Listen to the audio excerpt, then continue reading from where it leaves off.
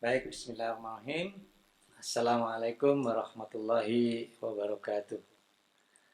Salam sejahtera dan tetap semangat di pagi ini. Kawan-kawan semua, se-Indonesia. Saya juga sambil melototi chat ya yang ada di di ruang ini, dan juga saya sedang menunggu juga live-nya, masih belum muncul kayaknya live-nya. Baik, saudara-saudara sekalian, alhamdulillah ya. Pertama kita perlu bersyukur bahwa kita masih diberi kesempatan untuk berkarya kembali ya. Manfaat banyak, insya Allah banyak di divisi KRSBI Humanoid ini tercatat banyak memberikan inspirasi ya bagi divisi-divisi yang lain ya. Baik mulai membangun image bahwa kontes bukan sekedar hanya bermain untuk menang-menangan gitu ya, tapi kita juga membawa ke nuansa akademik, bahkan ada seminarnya, dan kita juga bisa berkolaborasi dengan berbagai penggiat juga di seluruh Indonesia. Nah, baik, saya doakan semua yang hadir di ruang ini sehat walafiat dan tetap semangat begitu. Baik, saya akan memulai dengan membicarakan perubahan buku panduan. Ya, sebetulnya memang perubahan ya, tapi bukan tentang robotnya, tetapi lebih kepada bagaimana menyajikan pertandingannya. Jadi sempat saya melihat ada beberapa posting yang terkait kemarin di live di YouTube. Wah, ini rule-nya diubah baru, kemudian riset baru 2 bulan lagi kita tanding. Gimana ceritanya begitu ya? Insya Allah untuk KRSBI uh, terutama humanoid ya, humanoid ini tidak ada yang berubah ya, karena robotnya memang ya itu saja ya, itu saja. Hanya bagaimana melatih robotnya ini agar lebih pintar lah, kira-kira seperti itu. Nah, baik, saya akan mencoba mulai membicarakan tentang langsung saja ya, karena ini pasti juga sudah uh, Anda pegang semua gitu ya. Tapi yang jelas saya ingin untuk pendahuluan saya ingin memberikan semacam highlight ya tentang bahwa sebetulnya apa yang telah kita lakukan selama ini itu sesuatu yang sangat-sangat positif ya. Bahkan di pandemi ini pun juga kita bukan baru tahu lah istilahnya, terbukti begitu ya, bahwa teknologi robot itu ditunggu-tunggu kehadirannya. Ya andaikan humanoid itu suatu saat sudah bisa betul-betul eh, menjadi seperti manusia begitu ya, pasti sangat mudah kita menangani berbagai macam pandemi seperti ini. Baik, itu kemudian nah ide dasar daripada KRSBI tahun tahun ini sebetulnya adalah lebih kepada technical challenge ya. Nah, ini technical challenge ya, technical challenge yang ada di Robosakedan ini sebetulnya sudah sangat lama ya, sudah sangat lama. Artinya kita belum pernah melakukannya, kita hanya bermain saja selama ini. Nah di technical challenge ini sebetulnya sangat-sangat menarik. Coba saya tunjukkan sebentar ya. Uh, nah ini apa istilahnya? Ini technical challenge dari Boston Dynamics ya. Boston Dynamics ini. Ini sudah bisa meloncat-loncat.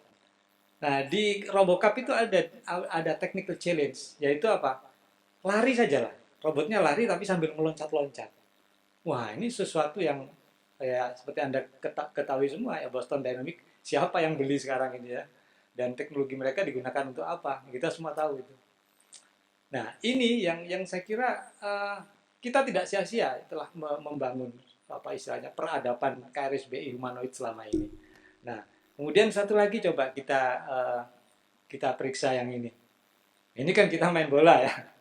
Sekarang gambarnya di sini ya. Nah, ini apa istilahnya? Asimo ya, kita tahu semua lah ya, Asimo ya. Asimo itu sebetulnya ya kita tahu teknologi Jepang itu kan teknologi presisi ya. Tapi apakah itu semuanya based on teori di awal-awal? Pasti Anda tahu ceritanya itu. Tidak semua atau hampir semua robot itu berangkatnya bukan dari teori, tapi praktikal Setelah itu dijadikan teori. Baik, saya kembali ke layar ini.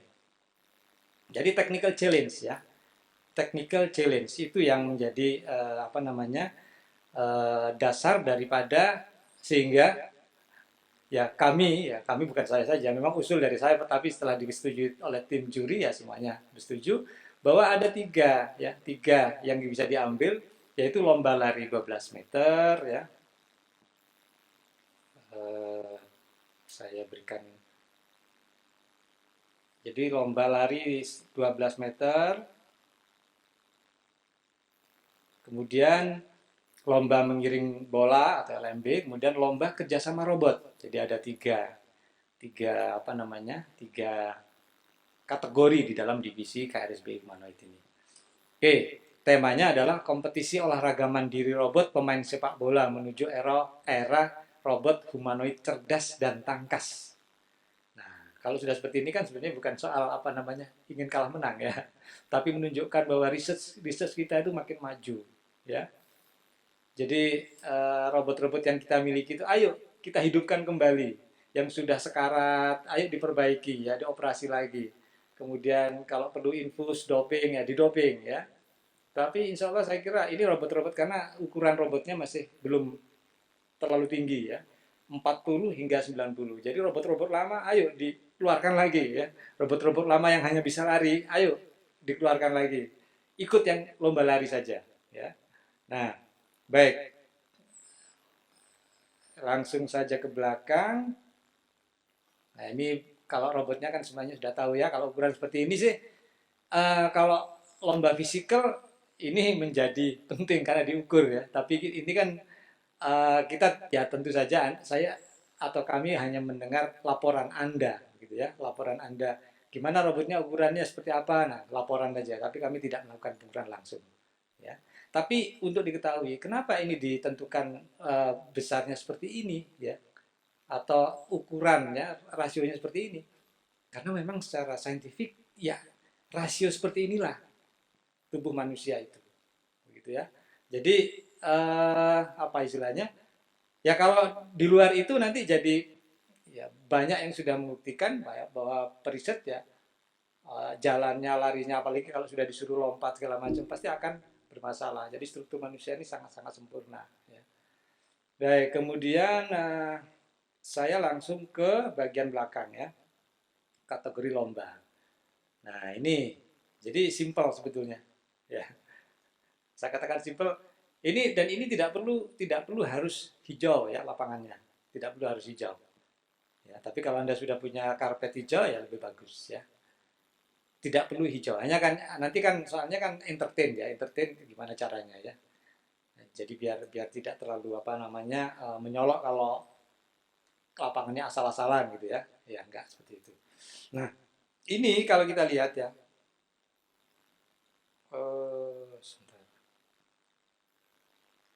Nah, ini ya. Katakanlah ini robotnya ya. Ini robotnya ini. Dari sini startnya.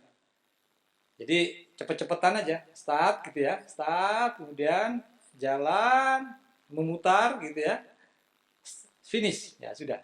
Jadi total 12 meter karena ini 6 meter ya. Ini sampai ke tiang itu 6 meter. Nah, kemudian yang jadi PR-nya memang sedikit, ada PR, yaitu tiang putih itu gimana cara mendeteksi ya. Saya sarankan background, jadi di bagian belakang ya, di bagian belakang ini bagian belakang sini ya, itu diberi warna gelap lah ya.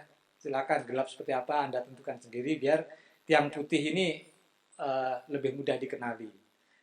Nah, selama ini kan sebenarnya PR-nya kalau ketemu gawang itu kan kalau terlalu dekat mesti dianggap sebagai tiang ya. Nah, sekarang PR-nya ini adalah tiang itu berada di sebelah kanan atau sebelah kiri. Jadi kalau misalnya memutar ke arah kanan, berarti tiang harus dijaga agar selalu di sebelah kanan pandangan. Nah, itu saja PR-nya ya. Kalau itu sukses, ya Anda sudah tinggal lari saja. Tidak perlu harus melihat bola, hanya melihat tiang ya. Ini untuk yang kasus yang pertama.